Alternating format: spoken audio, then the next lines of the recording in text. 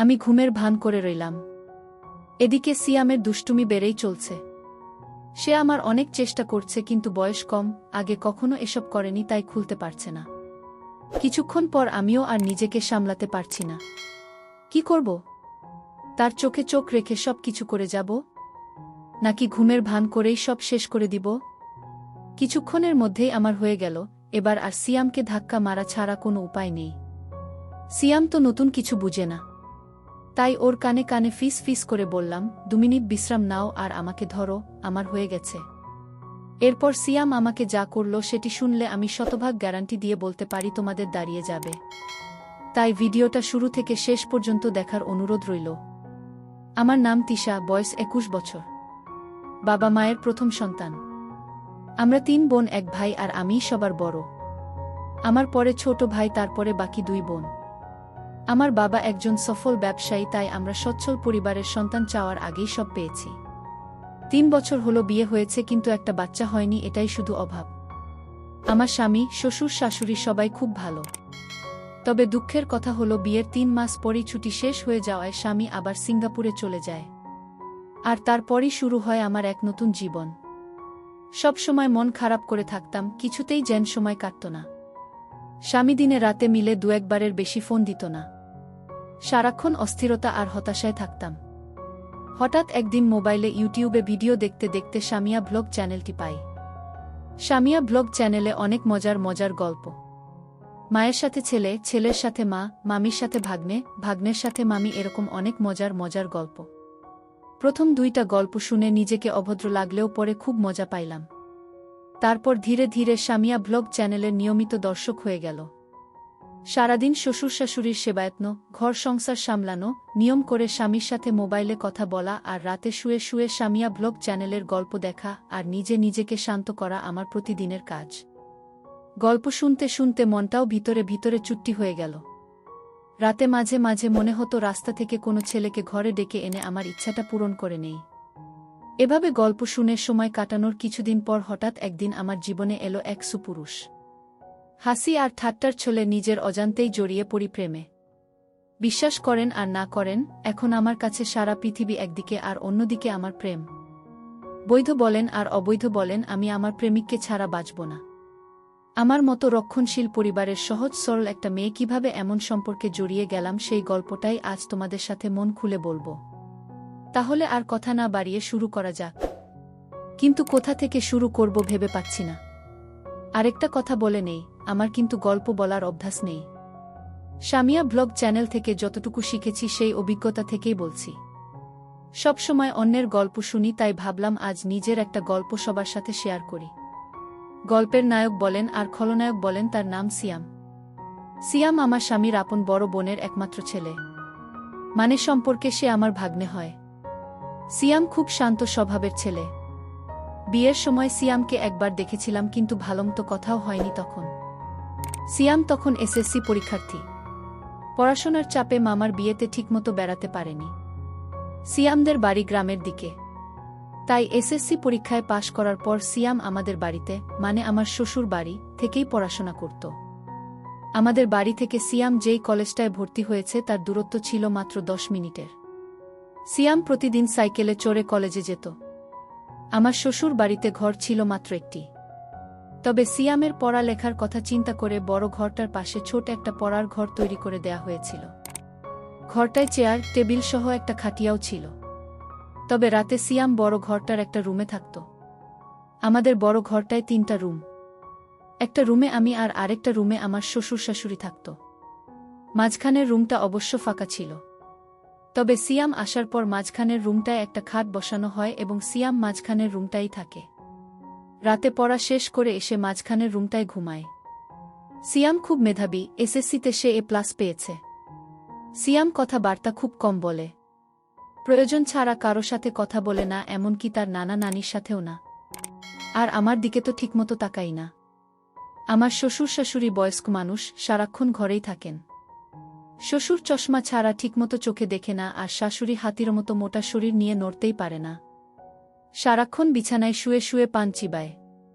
শ্বশুর দিনের বেলায় এদিকে ওদিক গেলেও শাশুড়িকে আজ পর্যন্ত ঘরের বাহিরে যেতে দেখি নাই। সে যাই হোক, সিয়াম আমাদের বাড়িতে এসেছে 20 দিন হলো। এখন অবধি আমার সাথে ঠিকমতো কথাই বলেনি। আমাকে খুব লজ্জা পায়। আমি আর সিয়াম একসাথেই খাওয়া দাওয়া করি। শ্বশুর শাশুড়ির খাবার তাদের বিছানার উপর দিয়ে আসি আর আমি সিয়াম একসাথে খাই। সিয়াম বাড়িতে আসার পর আমার সামিয়া ব্লগ চ্যানেলের গল্প দেখা আর হচ্ছে না। কারণ পড়া শেষ করে এসে কখন ডাক দিয়ে বলবে মামি দরজা খোলো। তাই সারাক্ষণ তার অপেক্ষায় থাকতাম। সে খুব পড়াশোনা করত আর রাত 10টার আগে খেতে আসত না। মাঝে মধ্যে তো 11টা-12টা পর্যন্ত পড়ত। আমি প্রায় ঘুমিয়ে যেতাম। সিয়াম তখন সামনের দরজায় ডাক দিয়ে না পেয়ে ঘরের বাম সাইটের দরজায় এসে ডাকত। অর্থাৎ আমি যেই রুমটায় ঘুমাতাম ঠিক ওই রুমটার বাহিরের দরজার দিকে এসে ডাকত। তখন আমি লাফিয়ে উঠে গিয়ে দরজা খুলতাম। একদিন সিয়াম অনেক রাত পর্যন্ত পড়ল। তা প্রায় রাত 12টা কি 12:30 হবে, তখন আমি ঘুমে বিভোর। সিয়াম এসে প্রায় 10-15 মিনিট ডাকাডাকি করেও আমাকে জাগাতে পারছিল না। উপায় না পেয়ে সে রান্নাঘর থেকে মাছ ধরার ছিপ দিয়ে জানালার ফাঁক দিয়ে আমাকে গুতা মারল। আমি লাফিয়ে উঠলাম। তারপর গিয়ে দরজা খুলে দিলাম। আমি ভাত খাওয়ার জন্য বাসন পরিষ্কার করতে চাইলে সিয়াম বলল, মামি, আমি ভাত খাবো না, তুমি শুয়ে পড়ো। আমি বললাম, কেন? ভাত খাবে না কেন? ভাত না খেয়ে কেউ রাতে ঘুমায়? সিয়াম বলল, না, তোমার চোখে অনেক ঘুম। এমনিতেই তোমাকে রোজ রাত জাগিয়ে কষ্ট দেই, আজ অনেক রাত হয়েছে, এবার তুমি শুয়ে পড়ো, আমি সকালে উঠে খাবো। আমি বললাম, আমার কোনো সমস্যা নেই, তোমার যতক্ষণ মন চায় পড়ে এসো, মাঝে মধ্যে চোখটা একটু লেগে যায় আর কি। তখন সিয়াম বলল, আমার জন্য তুমি শুধু শুধু জেগে থাকবে কেন? কাল থেকে আমি পড়ার ঘরটাই ঘুমাবো, আর নানা নানিকে যখন খাবার দাও তখন আমাকেও ডাক দিও, ওই সময় আমিও খেয়ে নেব। আমি বললাম, সন্ধ্যা রাতে খেয়ে নিলে রাত জেগে পড়তে পড়তে ক্ষুধা লাগবে তখন কি খাবে? আর তাছাড়া এত বড় ঘর থাকতে তুমি ওই ঘরে ঘুমাবে কেন? আমি কি কখনো বলেছি তোমার জন্য আমার সমস্যা হচ্ছে? তুমি কি বাহিরের কেউ? তুমি তো আমাদের নিজেদের মানুষ। তোমার জন্য এইটুকু করতে পারবো না? সিয়াম বলল, ঠিক আছে মামি, অনেক রাত হয়েছে, এবার ঘুমাও, এই ব্যাপারে সকালে তোমার সাথে আলাপ করব। এটা বলেই সিয়াম সোজা তার বিছায় গিয়ে শুয়ে পড়ল। আর আমিও আমার রুমে চলে আসলাম। তবে আর যাই হোক, আজ প্রথম সিয়াম আমার সাথে এত কথা বলেছে, কিন্তু একবারও আমার চোখের দিকে তাকায়নি। এখন সকাল 8টা। সিয়াম এখনো ঘুম থেকে ওঠেনি। কাল অনেক রাতে ঘুমিয়েছে, তাই একটু বেশি ঘুমাচ্ছে। এমনিতে প্রতিদিন সকাল 6টার সময় ঘুম থেকে উঠে উঠোনে হাঁটাহাঁটি করে। সিয়ামকে কখনো সকালে পড়তে দেখিনি। সিয়ামকে ডাক দিতে হবে, কারণ 10টায় ক্লাস আছে। তাই সিয়ামকে ডাক দিলাম, সিয়াম, সিয়াম ওঠো, 8টা বাজে, কলেজে যাবে না? সিয়াম বলল, কয়টা বাজে? 8টা। 8টা বাজে বলতেই লাফিয়ে উঠল। তারপর গোসল করতে গেল। মিনিট 10কের মধ্যে গোসল শেষ করে নাস্তা খেয়ে সোজা কলেজে চলে গেল। এরপর ঠিক 2টার সময় কলেজের ক্লাস শেষ করে বাসায় ফিরল। মাঝে মধ্যে অবশ্য 12টা-1টার দিকেও চলে আসে। পড়ার ঘরে বই খাতা রেখে গোসলখানায় হাত মুখ ধৌত করতে গেল। এদিকে আমি খাবার নিয়ে বসে আছি। সিয়াম ঘরে আসলো। তারপর আমার দুজনে একসাথে দুপুরের খাবার খেলাম। খাবার খাওয়ার সময় কোনো কথা হলো না। শুধু জিজ্ঞেস করেছিলাম কলেজে ঠিকমতো ক্লাস হয় কিনা। বাচ্চা ছেলের মতো মাথা নেড়ে শুধু বলেছিল হ্যাঁ, শুধু এইটুকুই। খাবার খেয়ে সিয়াম তার পড়ার ঘরে গিয়ে শুয়ে রইল। সিয়াম অবশ্য দিনের বেলা ওই ঘরটায় ঘুমায়। সন্ধ্যা হয়ে গেল। সিয়াম ঘুম থেকে উঠছে না। আমি পড়ার ঘরটায় গিয়ে সিয়ামকে ডাক দিলাম। আমার ডাক শুনে ঘুম থেকে উঠে বিছানায় বসল। আমার দিকে তাকিয়ে বলল, কি হয়েছে? ডাকছ কেন মামি? আমি বললাম, না, কিছু না। সন্ধ্যা হয়ে গেল, তুমি এখনো ঘুমাচ্ছ, পড়তে বসবে না? সিয়াম বলল, সন্ধ্যা হয়ে গেছে নাকি? দেখি কয়টা বাজে। সিয়াম পড়ার টেবিলে রাখা তার হাত ঘড়িটায় টাইম দেখে গোসলখানায় হাত মুখ ধৌত করার জন্য চলে গেল। আমি তার পড়ার ঘরটাই বসে রইলাম। হাত মুখ ধৌত করে সিয়াম পড়ার ঘরে আসলো। আমার দিকে তাকিয়ে বলল, তুমি এখনো এখানে কি করো? রান্নার কাজ শেষ? আমি বললাম, সেই কখন শেষ করেছি। কেন, ক্ষুধা লাগছে নাকি? সিয়াম বলল, আরে না, কি যে বলো, এই সন্ধ্যার সময় ক্ষুধা লাগে নাকি? তবে চা হলে ভালো হতো। আমি বললাম, চা পাতা মনে হয় ঘরে নেই। কাল থেকে তোমাকে চা করে দেব, ঠিক আছে? সিয়াম বলল, ঠিক আছে। এখন যাও, আমি পড়তে বসব। আমি বললাম, আচ্ছা বাবা, তুমি মনোযোগ দিয়ে পড়ো। আমি গেলাম। আমি আমাদের বড় ঘরটায় চলে আসলাম। ঘণ্টা দুয়েক পরে শ্বশুর শাশুড়িকে রাতের খাবার দিলাম। শ্বশুর শাশুড়ি খাচ্ছে, আমি পাশেই বসে আছি। হঠাৎ শ্বশুর বলল, বৌমা, সিয়াম ঠিকমতো পড়ালেখা করে তো? তুমি একটু খেয়াল রেখো। আমি বললাম, বাবা, আপনি কোনো চিন্তা করবেন না, সিয়াম খুব ভালো ছেলে, তাকে পড়ার জন্য বলতে হয় না। সে নিজেই নিজের পড়া শেষ করে নেয়। শ্বশুর বলল, তা জানি, কিন্তু তারপরেও আমাদের দায়িত্ব আছে না? আমি বললাম, সিয়ামকে নিয়ে আপনাদের কোনো চিন্তা করতে হবে না, আমি সারাক্ষণই তার সাথে সাথে আছি। আর বাবা, কাল সকালে সিয়ামের জন্য দোকান থেকে চা পাতা নিয়ে আসবেন। সিয়াম আজ সন্ধ্যার সময় চা চেয়েছিল, আমি বলছি কাল থেকে দেব। শাশুড়ি বলল, সিয়ামদের বাড়িতে সবাই চা খাওয়ার অভ্যাস। আমিও একবার তোমাকে বলবো বলবো বলেও ভুলে গেছি। তোমার শ্বশুরের আনার দরকার নেই। বাজার সদাই যা লাগে এখন থেকে সিয়ামকে দিয়েই নিয়ে আসবে। সিয়ামকে সকালে আমি বলে দেব। আর বৌমা, সকালে নাস্তা করার সময় আমাকে মনে করিয়ে দিও, আমি সিয়ামের সাথে কথা বলবো। আমি বললাম, ঠিক আছে মা। আমি তাদের খাওয়া শেষ হওয়া পর্যন্ত বসে রইলাম। খাওয়া শেষে বাসনপত্র গুছিয়ে আমার রুমে গিয়ে মোবাইলে বাড়িতে মায়ের সাথে কথা বললাম। কথা বলতে বলতে রাত প্রায় 10টা বেজে গেল। এবার দেখি সিয়াম কি করছে। আমি দরজা খুলে সিয়ামের পড়ার ঘরের কাছে গেলাম। ঘরের কাছে যেতেই সিয়ামের পড়ার শব্দ পাইলাম। পড়ার শব্দ পেয়ে আমি আর ঘরে ঢুকলাম না, কারণ সিয়াম রাগ করতে পারে। তাই বড় ঘরে চলে আসলাম। রাত প্রায় 11টার উপরে, কিন্তু সিয়াম এখনো ঘরে আসছে না। আমি একা একা জেগে আছি।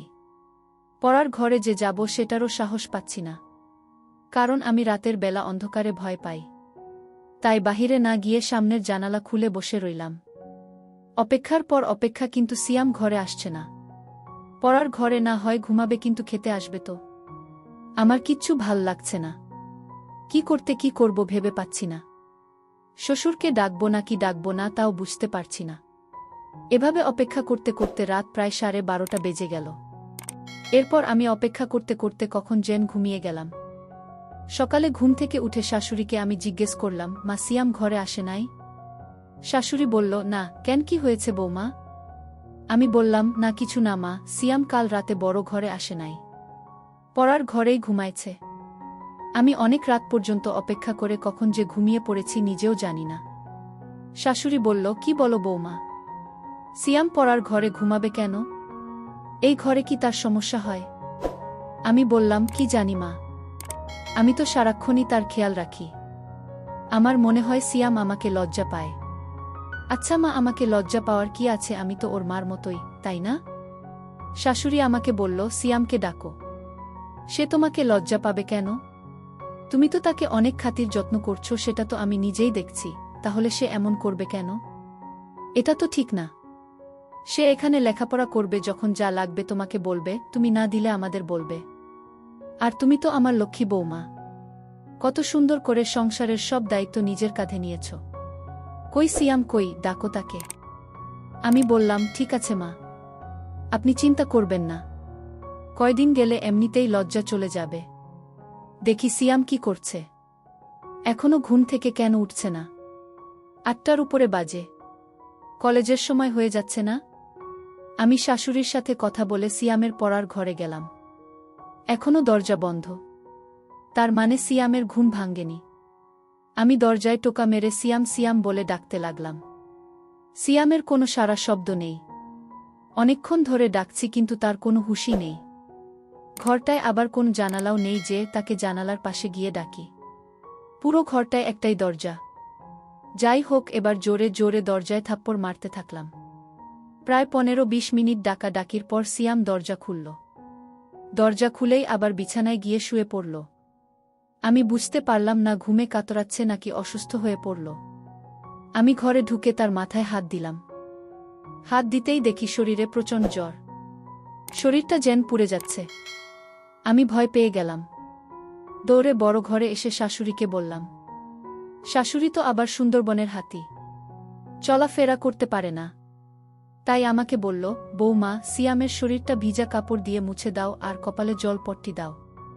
আমি শাশুড়ির কথামতো বালতিতে পানি নিয়ে সিয়ামের শরীর থেকে কাঁথা সরিয়ে তার টি-শার্ট খুলে সারা শরীর ভিজা কাপড় দিয়ে মুছে দিলাম। তারপর কপালে জলপট্টি দিলাম। প্রায় ঘণ্টাখানি তার পাশে বসে রইলাম। এরপর আস্তে আস্তে সিয়াম চোখ খুলতে লাগল। আমি তাকে ধরে উঠে বসালাম।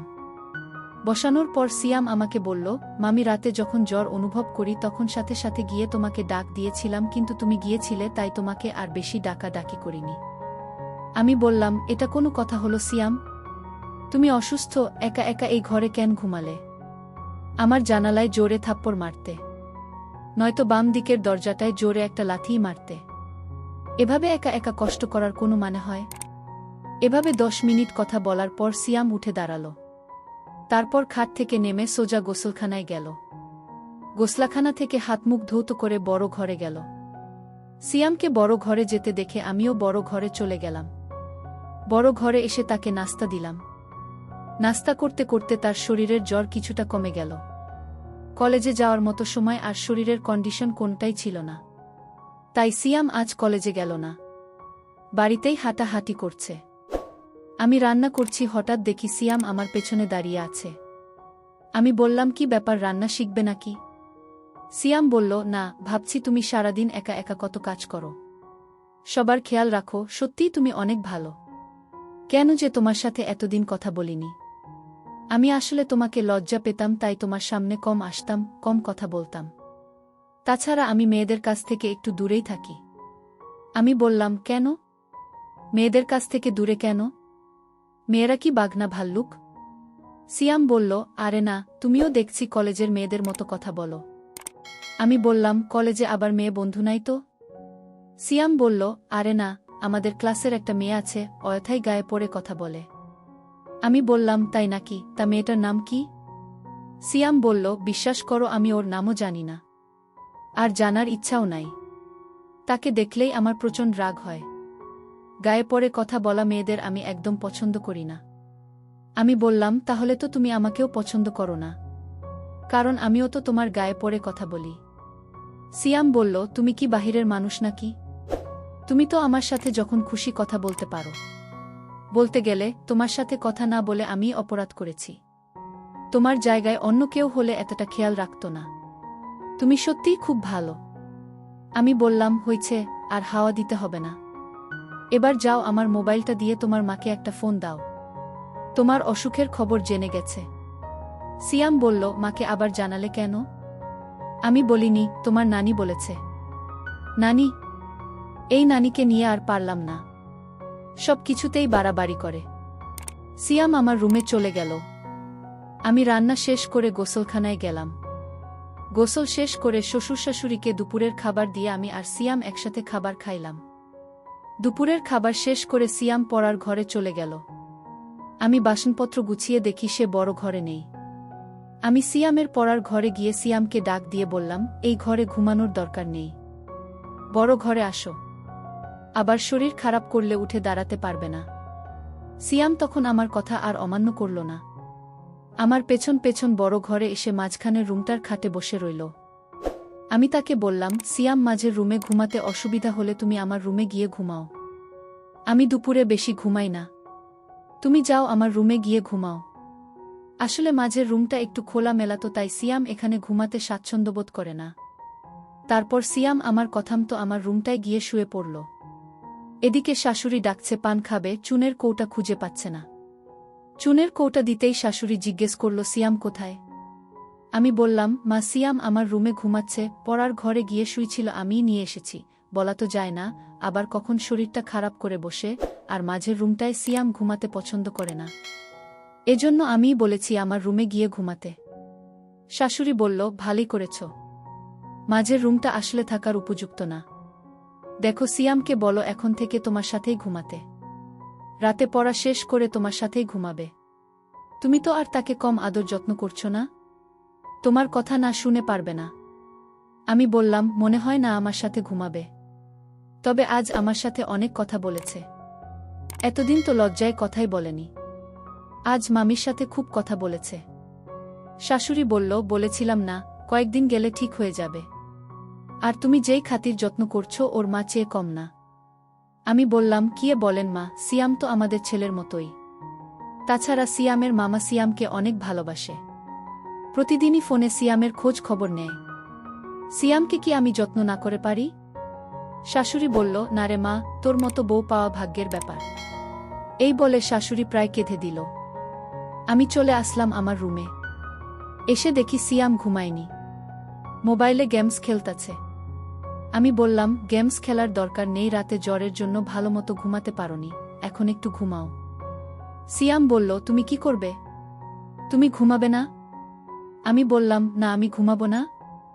আর ঘুমালেও সমস্যা নেই, খাট তো আর ছোট না, তোমার পেছনে শুয়ে পড়ব। সিয়াম বলল, কি বলো? আমি কারো সাথে ঘুমাই না, আমি একা একা ঘুমাতেই পছন্দ করি। তাছাড়া আমার ঘুমের স্টাইল ভালো না, ঘুমের মধ্যে হাত পা কখন কোথায় যায় নিজেও জানি না। আমি হেসে বললাম, হাত পা আর কোথায় যাবে? এই রুম ছেড়ে তো আর যাবে না। সিয়াম বলল, তুমি তো দারুণ কথা জানো। হাসতে হাসতে, তুমি খুব মজার মানুষ, তোমার মনটা অনেক ভালো। আমি বললাম, এত ভালো ভালো বলা লাগবে না, এবার ঘুমানোর চেষ্টা করো। তোমার অমত থাকলে আমি মাঝের রুমে গিয়ে ঘুমাই। সিয়াম বলল, না না, সমস্যা নেই, আমার চোখে এত ঘুম নেই এখন। তুমি সারাক্ষণ কাজকর্ম করো, তোমার এখন একটু বিশ্রাম দরকার। তুমি ঘুমাও, আমি সাইলেন্স মুডে তোমার মোবাইলটা একটু গেমস খেলি। আমি বললাম, আচ্ছা তুমি গেমস খেলো, আমি ঘণ্টাখানি ঘুমাই। এই বলে আমি ঘুমিয়ে পড়লাম। ঘুম থেকে উঠে দেখি সিয়াম নেই। ঘরের বাহিরে গিয়ে দেখি উঠানে হাঁটতাছে।